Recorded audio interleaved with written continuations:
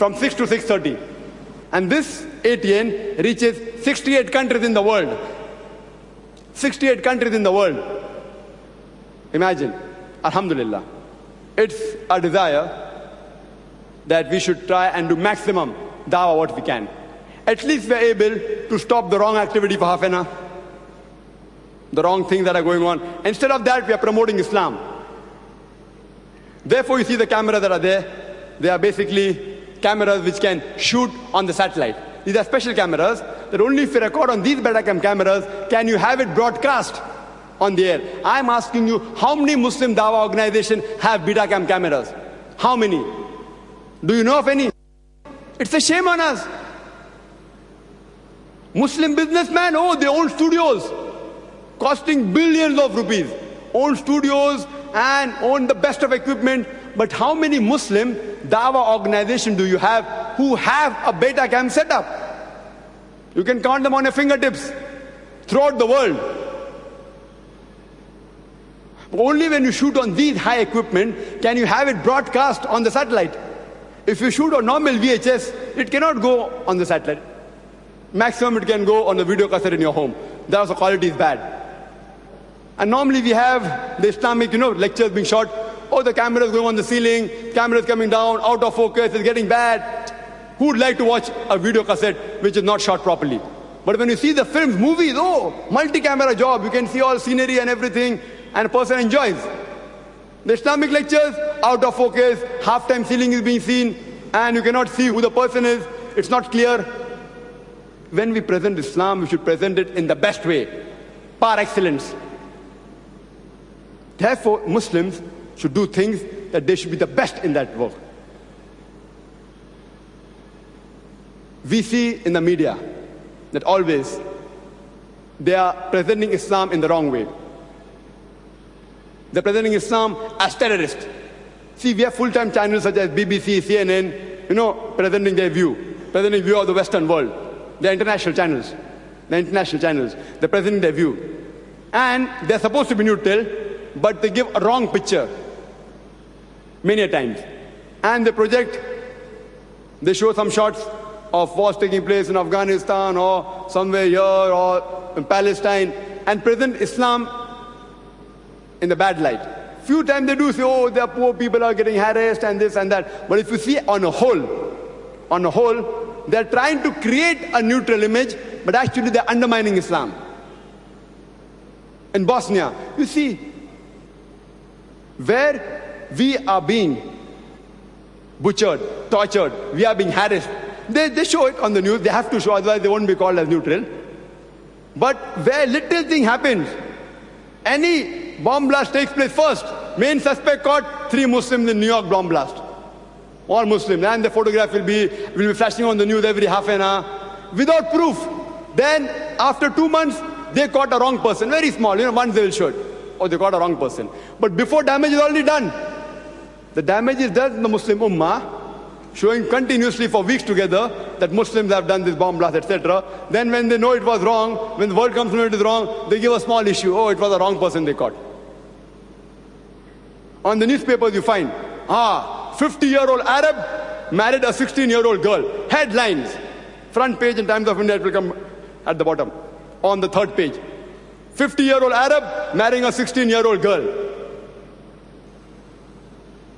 You have 50-year-old men in America raping 10-year-old girl, it doesn't come in the papers. Raping, it doesn't come. 50-year-old man raping, not once, several times, you see the statistics. Raping girls which have not reached maturity, it doesn't come in the paper. Why? It's not news for them. Every day in America, 1,900 cases of rape take place. It is so common, it's not worth mentioning, Every day, 1,900 cases of rape. Means every 1.3 minutes, 1 case of rape is taking place. I'm here since about 40 minutes. You know how many rapes may have taken place? At least 30 in America by the time I'm giving this talk. 30 rapes may have taken place. It doesn't come in the paper. The media is in their hand. They can project the way they want. We have to control the media. We are the Khaira Ummah. It's our job to deliver the message of truth to the whole humanity. We aren't doing it. Wallah, we aren't doing it. It's a shame on us. We require that we should have full-time Islamic satellite channels. We don't have a single.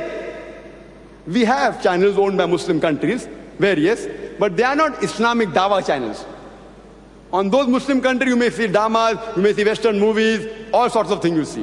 What we want, Islamic dawah channels. The Christians have it, the Jains have it, the Hindus have it, even the Qadianis have it. Do you know that Qadianis, MTV, Muslim TV, run by Qadianis, beam from London.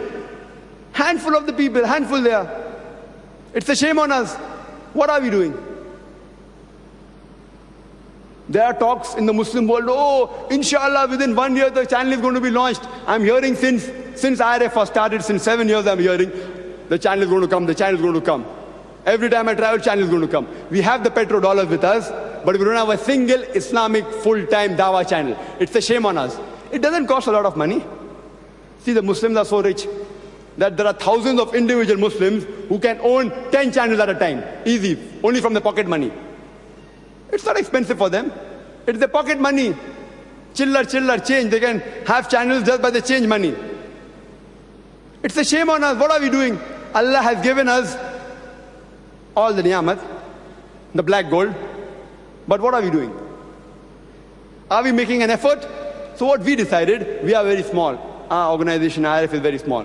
Okay, till the time, if even our desire to start, Allah hasn't given us that funds. So we said at least we start in a small way, and we started.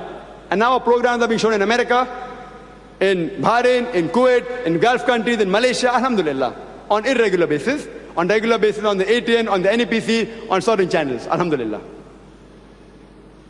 And inshallah, we are having talks with the ART. Inshallah, very soon it will be shown throughout the world on the ART, Arab Radio Television. And inshallah, Allah will see to it that even an Islamic dawah channel will start, inshallah. Allah knows best who will get the work done through. We have the computer media. We have computer, we have diskettes, we have CD-ROMs. Now internet has come, email has come. We have on the diskette on the computer today. It's so easy. Alhamdulillah, the Islam Research Foundation has more than 200 different packages on the computer only on Islam. 200. We have the Qur'an, we have the Hadith, we have the Sharia, we have the Fiqh. You want to know that how many times is the name of Jesus Christ, peace be upon him, mentioned in the Qur'an? Press the button, you get the answer. 25 times. How many times is by the name Muhammad sallallahu alaihi wasallam mentioned by name? 4 times. Surah Al-Imran, chapter 3, verse 43. Surah Azab, chapter 33, verse 40. Surah Fatah, chapter 48, verse 29. Surah Muhammad, chapter 47, verse number 2. Fingertips. And as Ahmad once. Surah Saf, chapter 61, verse number 6. Fingertips. You want to know what does the Quran speak about Nisa, women? Press the button, you get the answer. You press another button, the printout comes out. You want to know what does the Hadith say about Salah? Press the button, you get the answer. Which is the Sahih Hadith? Which is the Sahih Hadith? Everything on your fingertips.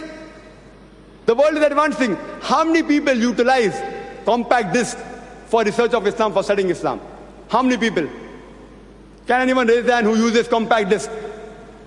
CD-ROM, you know? CD-ROM. One, alhamdulillah. See, leave aside creating, we don't have people using it. If we don't use it, how will we have the market? See, everything. We have the qiraat of the Quran on audio CD, on CD-ROM. We have the translations in several languages. You have fiqh, sharia, hadith, everything on it.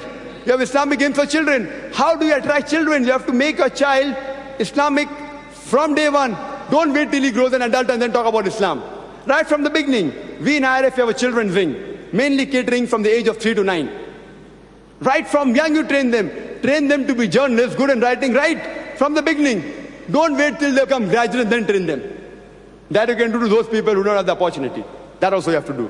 But catch them young. We have games on the computer, how to influence children to come closer to Islam. They get entertained and yet they learn. And I've given a talk on Islam for children. You can observe that cassette. And I've shown the technique, how to attract the children right from childhood.